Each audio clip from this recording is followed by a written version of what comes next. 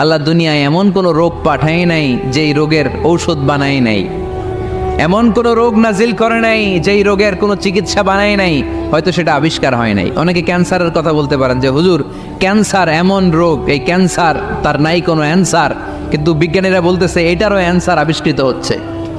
সুবহানাল্লাহ কইবেন না? কিছু কিছু ক্ষেত্রে হয়েও গিয়েছে।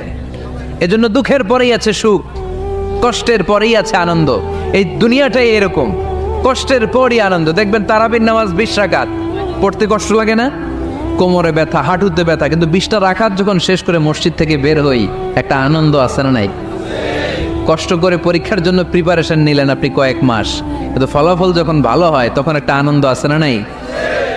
সারাদিন রোজা রাখলেন রমজানে, কি কষ্ট, তৃষ্ণায় গলা ফেটে যায়, কিন্তু ইফতারির সময় যখন রুহ আফজা শরবতটা খাই কেমন লাগে?